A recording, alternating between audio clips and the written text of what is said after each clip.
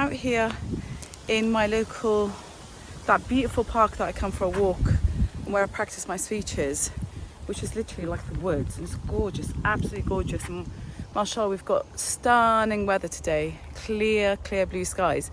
And I thought, you know what, it's a perfect opportunity for me to record my YouTube video. So here I am, and I'm just gonna set base, find somewhere to put my little tripod down to record. But I mean, literally, I'm spoilt for choice. Look, spoilt for choice, mashallah. I don't know whether to go further inside into the woods. I want a bit outside, and there's a few people around, and I don't mind, but don't want them distracting the video now, do we? So yeah, let me find a spot and I'll come back to you. I'm actually trying to find a really nice spot. The sun was just too bright there. I was squinting, so I'm trying to find a spot where I can put the phone down without having to squat so much. I've worked out today on my legs and I can't squat to save the life of me. Just before I continue the video, I've got my new iPhone, put it on the cinematic mode. But I mean, to be honest with you, let me know if you prefer this mode, but with all this beautiful nature, like look at the beauty around me. I think I'm gonna switch it over to the normal video. That's better, right? Well, welcome back to my channel. My name is Wes, and in this video, I wanted to talk about how I went from a mother to a motivational speaker. And even though I'm going to be sharing a lot of what I did, the whole purpose of the video really is to help anybody out there, but specifically mothers, because they come to me all the time and they say, Wesson, I can't. Like, how can I do it with my children and my commitments and everything else that I have to do at home? Well, the answer, I can hear something. You will let me know if there's like a big bear behind me.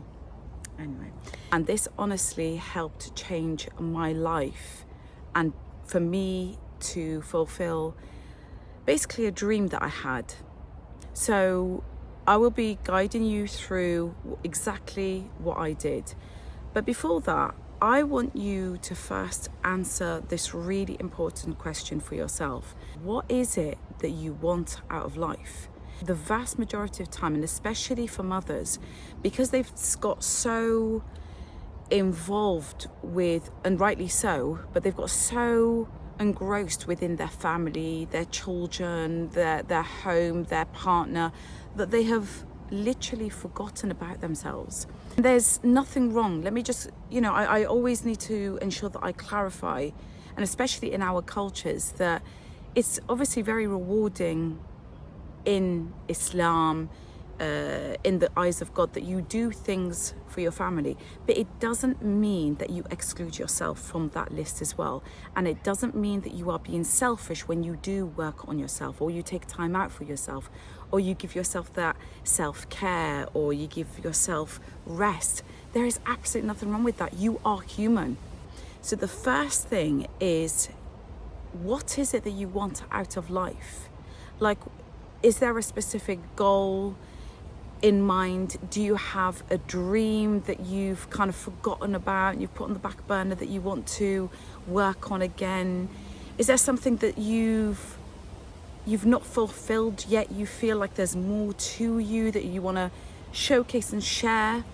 Let's not spend another minute stressing about everything that's not great in your life, but rather focus your energy on what it is that you want out of life.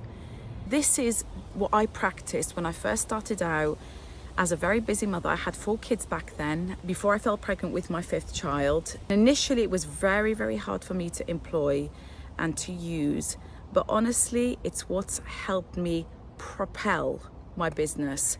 And it's called the 4Ds, or the Eisenhower matrix. And honestly, this is what helped me not only become a motivational speaker and fulfill my lifelong ambition and a dream of mine, but it increased my productivity and it helped me focus on what was important and what wasn't so important. Take away all those things that really didn't serve me well, whether it didn't serve my goal as a speaker, but just generally, even if it didn't serve me as a mother and my family, my household.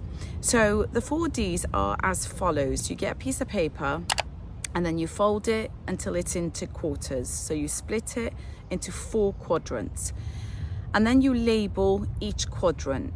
So in the top left hand corner, top left quadrant, you put do. In the top right, you put decide. In the bottom left, you put delegate. And then the bottom right, you put delete. The further up you go on the piece of paper, so the top quadrants, the more important a task is. The further left you go into, so the top left, then the more urgent a task is. Now, you would assume that I'd start with the top one, which is do, but I'm going to go to the complete opposite, and that's the delete.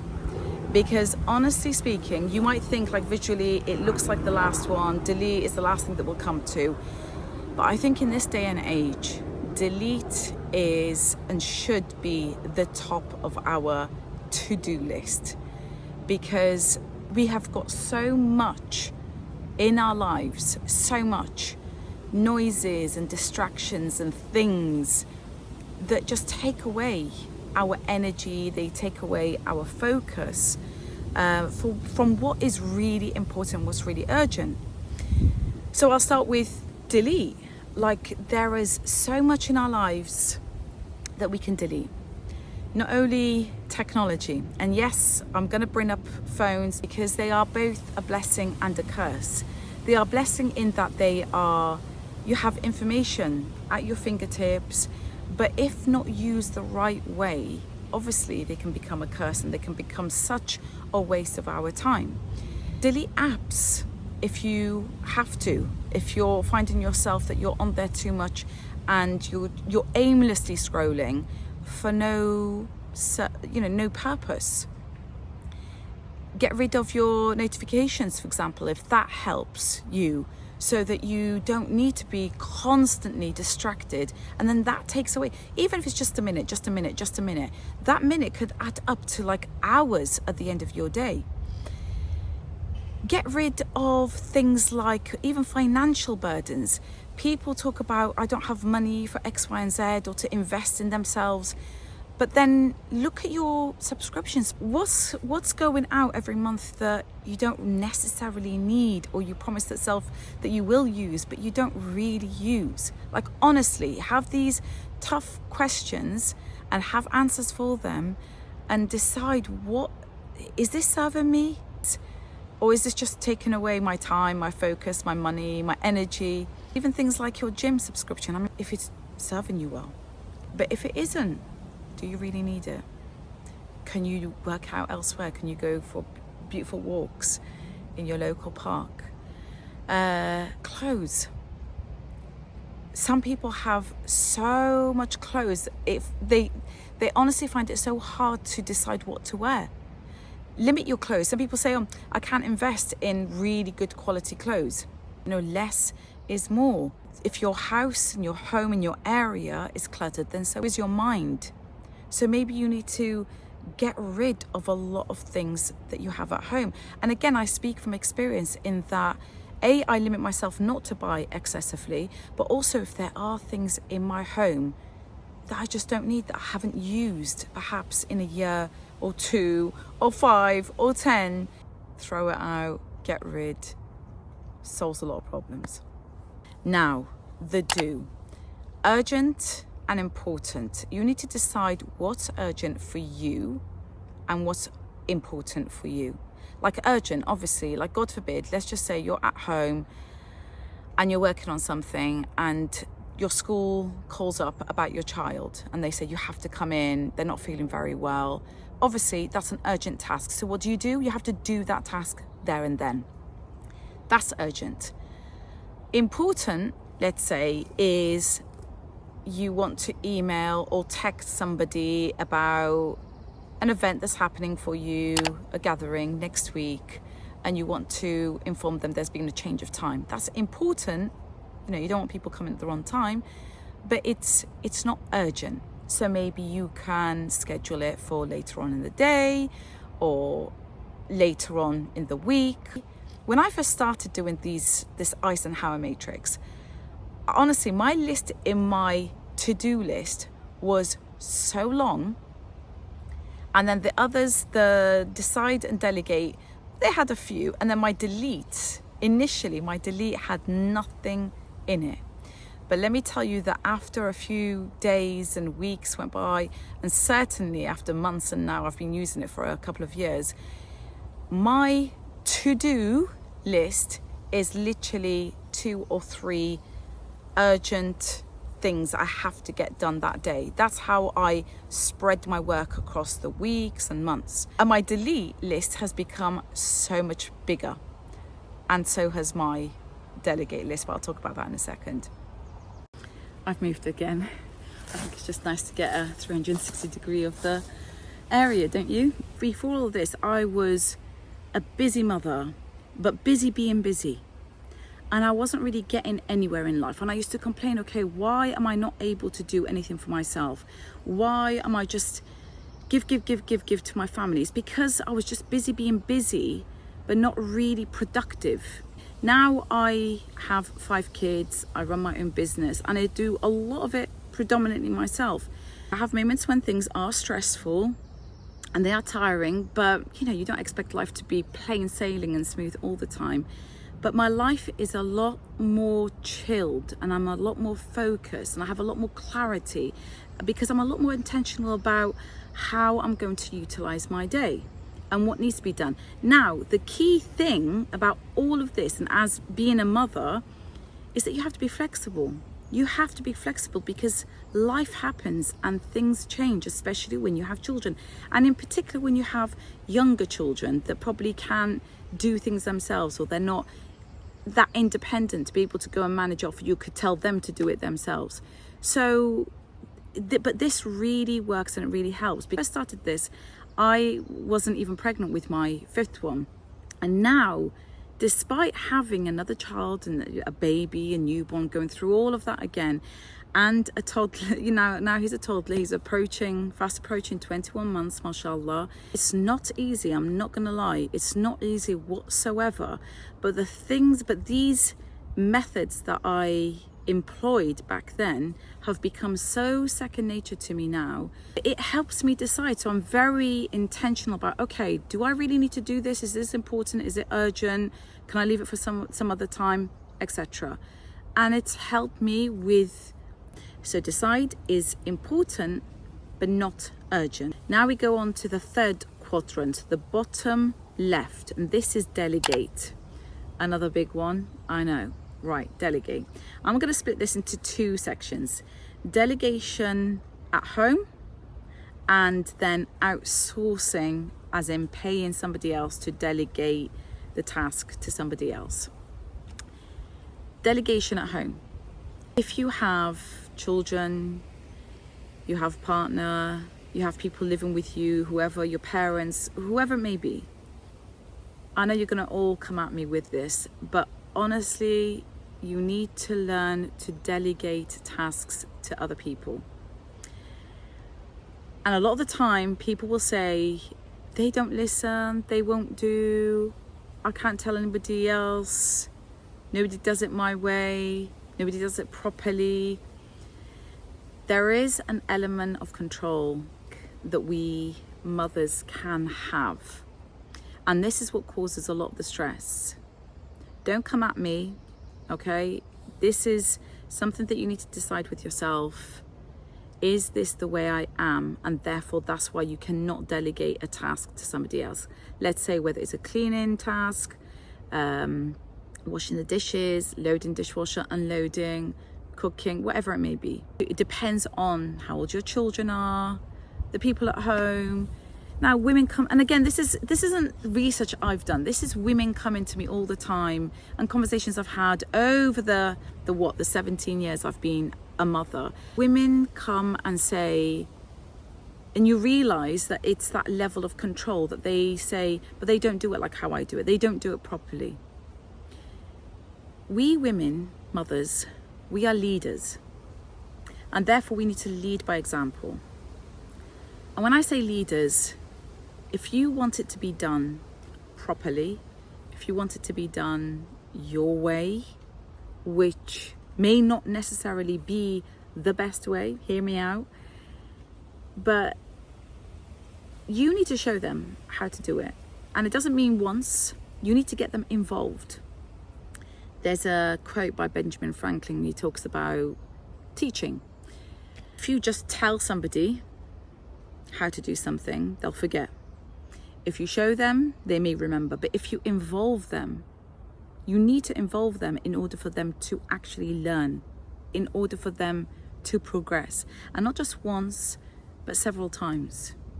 I'll give you a really quick example. One of my daughters, she started making salad. I think she was about 6-7 years old. She'd help me make salad independently, like from start to finish. Cut up the tomatoes, the cucumbers, the lettuce, and they were all just chunky sizes and mishmash and, you know, all sorts of beautiful shapes. But I always praised her. And within time, she would see how I would do it. And she perfected it. You know, probably by the age of 9, 10, she used to make beautiful gourmet salads. You've got to give them that trust, but you've got to lead by example. You've got to get them involved and do it wrong and messy. But that's according to you. For them, they just like see it as a huge achievement. So you need to praise that development. You need to praise that skill for their level.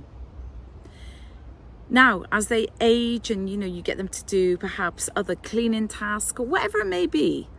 And again, they will not do it to your standards, but you need to showcase to them, okay, what's my standards? This is the level of cleanliness I expect. So they will imitate that. And they will get better and better and better at it. And I'm telling you, guaranteed, not only will they get better at it, they will perhaps show you a way that you probably never realized yourself. They will do some things differently. They may have shorter cuts. Trust in them of how they will do things, because let me tell you that they may well teach you a thing or two. But unfortunately, in our culture, as you know, from the Arab world, maybe from Africa, from Asia, that just because we are parents, we automatically just assume that we have this rite of passage, this authority that we're just better and we're right, end of story. But give them a chance to showcase really what this child and their perspective, that maybe it will teach us. So delegate tasks to your children. It gives them that sense of responsibility, that independence, no matter how young they are. Start them at 6 months old, a year. Get them to help you with their with your laundry. Get them to count the number of plates, or you know, whatever it may be. And then we have delegation to outsourcing somebody outside of the home, you know, where you have to pay somebody. So this could be, if you can afford it, somebody like a cleaner, somebody to do the laundry perhaps. But that's more for the domestic side of things. Now, if you perhaps you run your own business, or you want somebody to help you out with a website, let's say, maybe then you need to invest in employing somebody to take off certain tasks for you. So delegate. And again, the same thing applies, is that you have to trust in that person to do the task. And it might not be to your standards. Communicate well with them, or explain what, you know, your expectations or what your standards are. This relationship that you have with this outsource, it won't be perfect first time. It needs time to develop, and there was going to be a lot of backwards and forwards and efficient communication. So I hope this video has helped you. This 4D, or the Eisenhower matrix, has really helped me to excel in my life as both a mother and as a motivational speaker. And I hope you are able to apply it today. Start today, and you will see how productive you are. You will see just that focus and that clarity that you get in your life. I hope you've enjoyed this video as much as I have thoroughly enjoyed doing it here in my park. Please do leave your comments or your thoughts or your questions below, and I'll be sure to answer them. But in the meantime, inshallah, peace out.